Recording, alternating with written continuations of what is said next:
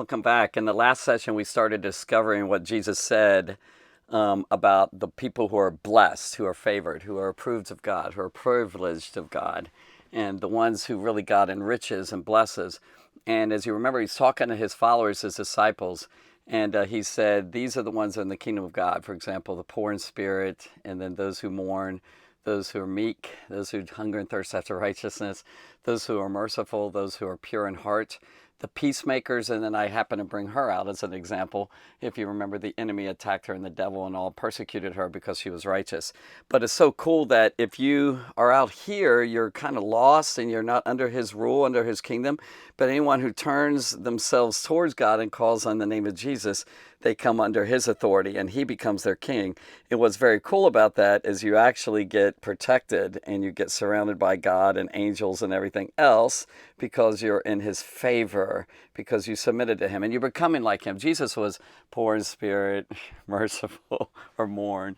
He was a mourner. He was meek. He was hungering and thirsting after righteousness. He was very much merciful and also pure in heart. And then he was definitely a peacemaker, and he was also persecuted. See, Jesus kind of paved the way. He showed us how to do it. And so what we're going to do now is go into the next few verses, and they're really powerful as always. God's word is always powerful. The Bible says, for the word of God is powerful and alive. It's alive and powerful and sharper than any two-edged sword. But anyway, so now what's really interesting about this next passage is that Jesus calls us salt. He says, you're salt. He's talking to disciples. Not everybody is salt. It's only the disciples, the ones who follow Jesus. And he also said, you're light. Okay, you're the light of the world. So you're the salt of the world and you're the light of the world. What in the world is he talking about? Well, if you're becoming poor in spirit, merciful and meek and all those wonderful qualities of character, and you're really humble and you're walking with God, then you automatically, by Jesus Christ and his power, become salt to the earth and light to the world. Okay, so what does he mean by salt? Let's talk about that one. And I'll see if I can describe this. Whoops, where's my board? Here it is. Okay, we'll see if we can kind of touch on this a little bit. Salt. Okay, well, don't you like salt on French fries or salt on whatever, mashed potatoes, or I like it on apples. I think they're really good. So we have salt here. Okay, salt. Okay. Salt in those days, and actually today too, is for two basic reasons. Taste. If salt loses its taste and all, it loses its power. And then basically it becomes tasteless and there's no taste to your food. Ugh, and some stuff needs to be salted. But another thing, especially in those days, that salt was used to preserve or to keep food and things. So it keeps stuff. And so Jesus is saying, what I mean by keep, by the way, is it stops decay. It stops things from being spoiled, or at least it slows it down. Well, what Jesus is saying, if you have these, if you're the salt of the earth, he's saying, you who are followers, let's say this is my little figure who's a follower of Jesus, yay, he's following Christ. He is helping to give love and joy and peace. He's kind of like salt. It's not taste exactly, but he's enriching the earth. But more importantly, especially this one, is he's keeping the evil, the decaying power of evil, because evil destroys.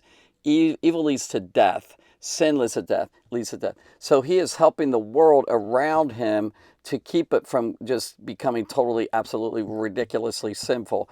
If it wasn't for Christians, and I'm not saying this with pride or arrogance or anything, if it wasn't for Christians, the world would just be way worse. I mean that, because it's Jesus Christ in us. And if I took salt, and shook it, across, like it's scattered, and that's what we are Christians are like. We're kind of scattered, around the world. We're kind of all over the place. That's what's keeping evil. It's stopping the evil, and it's stopping the devil. Your life, your conduct, and your prayers as a Christian help maintain and preserve the earth. Because if God were to take us and just, get rid of us or take us out, the world would just would just decay, and it wouldn't be kept, and it would be ready for destruction. And and Jesus actually said that. He goes on and says, if the salt loses its power, then it's kind of like good for nothing. It's not good. I mean, salt isn't any good if it has no taste or anything. It's no good. And what they did in those days, by the way, and I think still today I've heard or I've read, that salt, the salt that they did if it lost its power and such. And by the way, salt in those areas, marshes and all that, kind of was mixed with all sorts of impurities. They had to get out of the impurities and use that salt. But what happened is they'd use it like for gravel. They'd just throw it on the walkways and all that, and then people would just walk on it. They also put it on roofs to help water and rain not to come through. Like if salt's no good anymore, they just put it right on the roof. By the way, on the roofs, they were flat. It's kind of like a little playground for kids. It really was. Of course, they had railings, I'm sure, and things. Or also just community gatherings. I mean, people in the families would come up and maybe they'd have a celebration. They'd eat up there. If you remember, well, I don't know if you know this yet, but in in Acts 10, Peter went up on the roof and he was praying. And so, and so it would be just good for nothing but be trodden under the foot of men. So as Christians, as believers, and he's talking to those disciples as well as us, as followers of Jesus, don't lose the power of God in your life. Don't lose your love for Jesus. Don't become very weak, like salt becoming weak. It's kind of good for nothing. So, okay, let's go on to the next one. We have salt on that one. And what was the other one? Do you remember? It was light. Yeah, so, here's my marker. I couldn't find for, all right, so I couldn't find for a second. Here's light. Okay, and the idea on light, obviously, is to light up things and to give knowledge. So when someone gets knowledge of God, it's kind of like the light bulb comes on and then like ding. I've seen those cartoons where ding, an idea comes and all. Well, light is basically knowing things. You wouldn't know what's in my room if it wasn't for these lights. Okay, so you wouldn't know where to go if it's totally dark. You're groping in darkness and you could definitely fall, or you could definitely not only stumble but go the wrong path. We need lights on the streets. We need headlights on cars and motorcycles and such. So it's knowledge. And so Jesus said about himself in John chapter 8, he's talking about himself, I am the light of the world. Then he says in this passage here, he says, you are the light of the world. And a city on a hill, like he probably pointed to a city or something. A lot of times cities were kind of built like upward and all.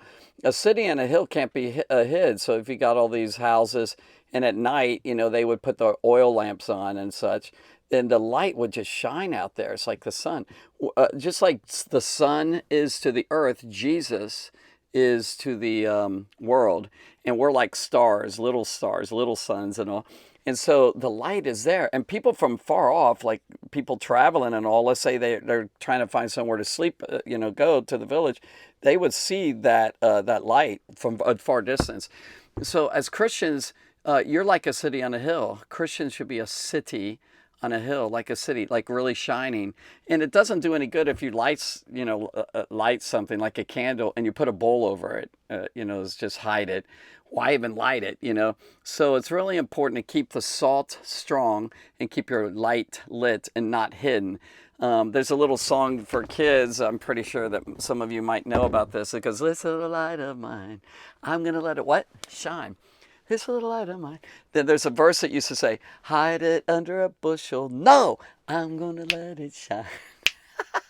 So it's a great song. I love that. It's really good. So, and you say, well, Gordon, what if you run out of light? Go to Jesus. You'll get lit back up. You won't run out of salt either, because he's got plenty of salt.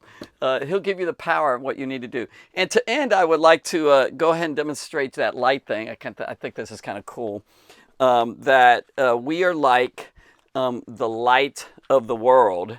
So please let your light shine. First, you have to find Jesus. You need to find him. And if you don't know him, you're in spiritual darkness, child. You need to be enlightened. You need to give your life to Jesus, and he will light you up because he's light itself. He'll light you up with knowledge of him. Another thing that the light will do, by the way, in spiritually speaking, is it'll lead you to truth and not error. You know, you need to know the truth about things. And so let me bring this over here. I don't know if you can see. It's pretty dark right now, isn't it? Yet you can hear my voice. In the same way, please hear the voice of God speaking to you and bringing you to Jesus. The Spirit of God wants to bring you, and he wants to light your candle. Otherwise, a candle is sort of useless, just like salt without power is useless. It's good for nothing. And so back in those days, they didn't have, lights like electricity going through lights and all. They didn't have light bulbs and such, but they had candles. And look how this lights up this room. It brings you knowledge, okay? It's kind of weak right now, and you might feel kind of weak as a Christian. Well, in prayer and as you seek the Lord, the Spirit of God will light you up more and more, and you'll become very bright. And that's what you want to do. And Jesus goes on and says that let people see your good works. And that's not trying to do it in front of them to show off in front of them. You're trying to glorify God. You're trying to let people see his love through you. And when you give money away, when you do good deeds to people, when you're really kind to people, people are going to notice you. You're going to be light to them. They're going to say, this person's so different. They're used to darkness. They're used to a world of darkness and evil. And good always conquers evil, just like light conquers darkness. And so, come on, little light. It's kind of weak right now. Come on. And what you want to do is help light others up. You want to, oh, it just went out. Oh, don't let your light go out. I don't know if you saw, I guess you did see it. Wow, bless its little heart. So, all right, I'm just going to leave it at that. Well, I might try it again. Let's see if I can get it lit again. This is interesting, isn't it? So, let's see if I can get this real quick here. Whoops, I broke my match. And let's see if I can, whoa, let me do another match here. You still with me? Oh, how fun. Okay, let's see here. Oh, wow. It's not lighting. Let me try this. Oh, oh wow, there's the second one. Oh, I might have to quit right here. We'll see. I'll give it a little bit longer. I don't have too many more matches left. I hope you're getting the point of this. Look how dark it is. You might see some shadows here, but you really want to live for God. There we go. Let's see if I can get this lit up more. Oh, it went out. Ah, that's okay. Anyway, I'll do this. Woo! So I would just encourage you to give your life to Jesus. Let him light you up. And by the way, the more you come to God and the more you read his word, which is light to us, the Bible calls it, and the more you pray, the brighter the light will happen. And you can really become a wonderful servant for Jesus. Jesus said, you are the salt of the earth. You are the light of the world. So go live for Jesus and let your light shine before people. All right, God bless you.